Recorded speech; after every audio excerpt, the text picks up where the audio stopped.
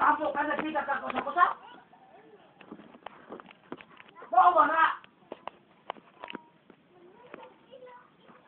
Ang kapihigog ba sa Diyos?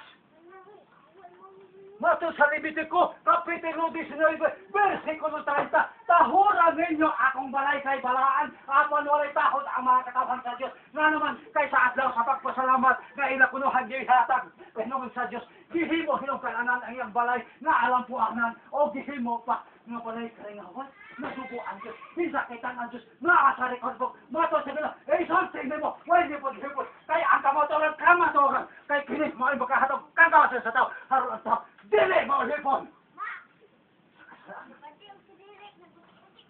Gusto ang Diyos nga magkinabuhi ang tao nga wala mo sunod, wala mo tuman sa iyang mga subo kaysa diha nga ikaw wala mo tuman sa iyang mga subo 100% exot nga ikaw wala mahigugma sa Diyos kay matod sa iyang mga bulong ang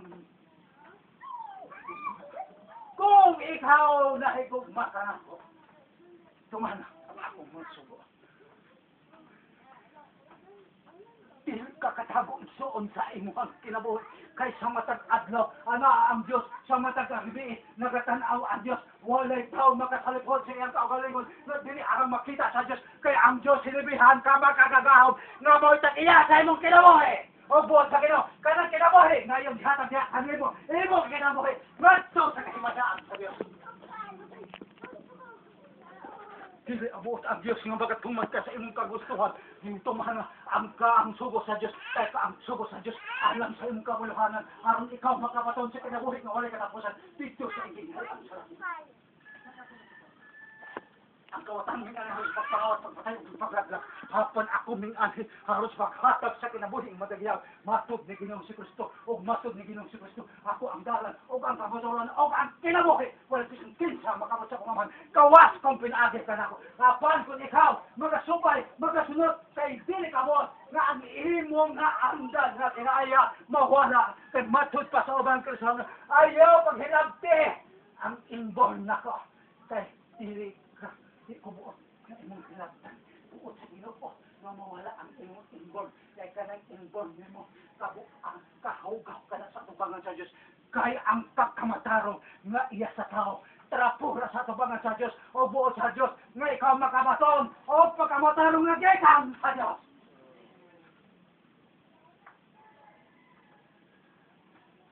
Di siya nakakita kung kinsa ka.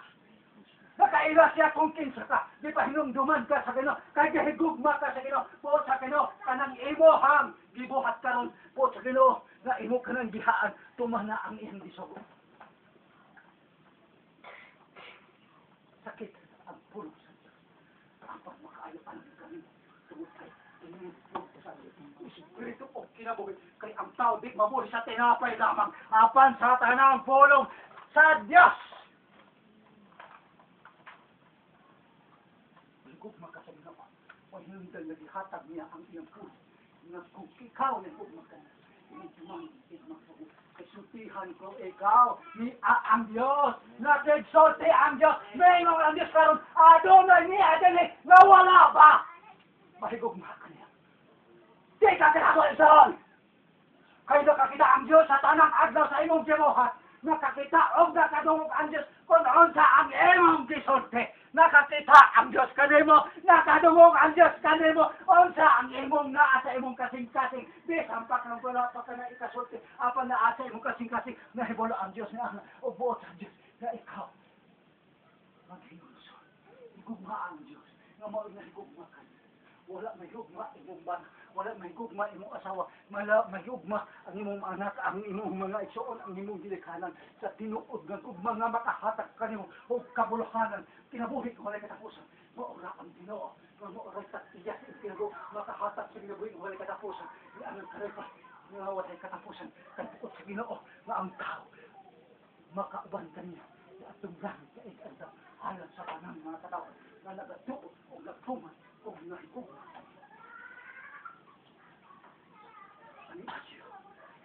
Ani Asya, nakakita siya kanimo Exos, dili ka katado.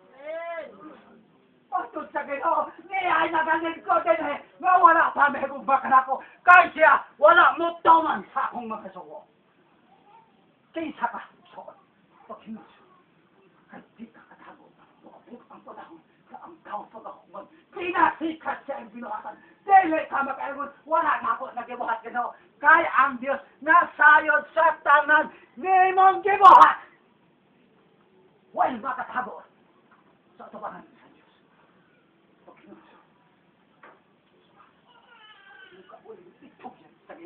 kay dili ka makahimo sa pag-usap sa Ginoo kaaguling kung ikaw walay gahom niya apan usugyan sa Ginoo pinaagi sa tabang sa Ginoo mahimo nimo na kay ang Dios ang makahimo sa tao.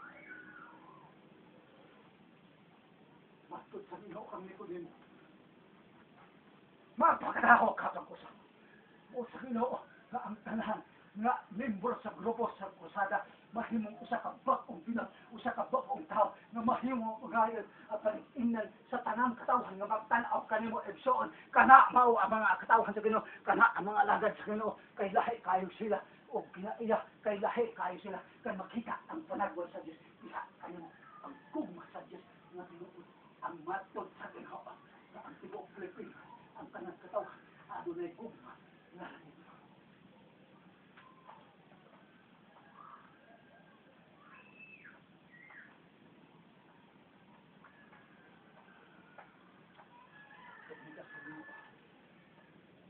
iyang gugma na iyang ipadaya sa ibang kalibutan. Kami nakita ko naghang mga Kristohanon, ana ay gugma sa ilang kasing-kasing. Apan dili katang gugma gagikan sa Dios, ang gugma gagikan sa Dios balaan, pagkamatarong o ang pumulong sa Dios nga mao ang iyahang bibining kanato aron ikaw makaila kung kinsa ang imong gihugma apan kun ang kalibutan imong gihugma kay nasunod ka sa orong igsoon ingnon ko ikaw wala ka mahigugma sa Ginoo wala ang gugma sa Dios diha sa imong kasing-kasing ngadto kaniya apan ka nagugma nga naa sa imong kasing-kasing katong gugma makamatay kanimo kay namatod sa Ginoo matod sa Ginoo hey gugma ang Dios sa tibuok ng kasing-kasing.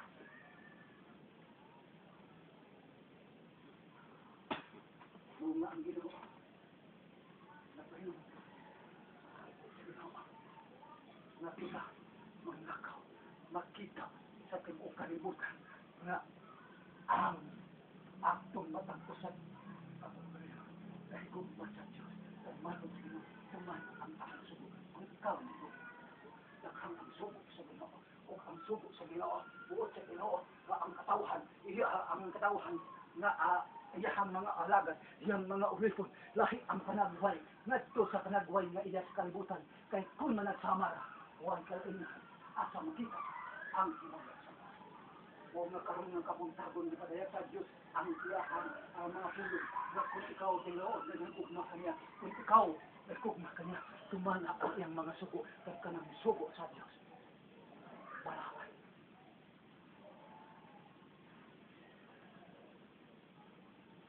Malaki babae. Iya ang Diyos. Nakakita ang Diyos. Matod sa Diyos, ana ay mga lalaki, ano na na mga babae, na wala makatuman sa akong mga sugo. Wala na akong makita siya ilang kasing-kasing. Nga, ato na sila gugmakan ako. Di ka katago higalaw. Di ka katago igsoon. Kay ang Diyos nagtanaw, wala magtanaw sa imong besta, wala magtanaw sa imong hitsura, ako nagtanaw sa imong kasing-kasing, kung unsa ang Ama sa imong kasing-kasing. O kana ang nakita sa Diyos, kay ang Diyos ang nagasusi sa sunod sa itong kasing-kasing.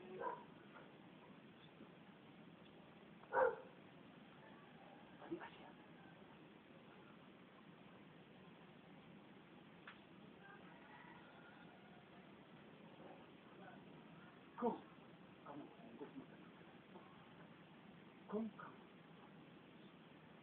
Kung kamu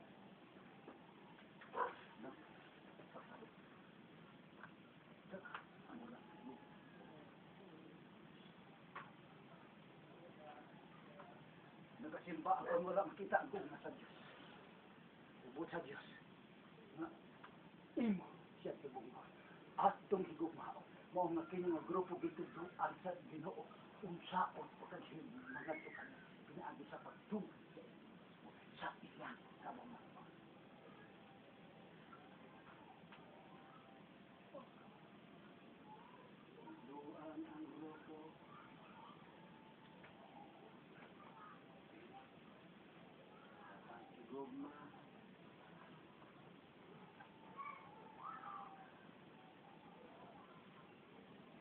tawad. Tuluan ang grupo. Pinaginiton ang Valentino. Tuluan ang grupo. Hindi na magpahinga. Teka na.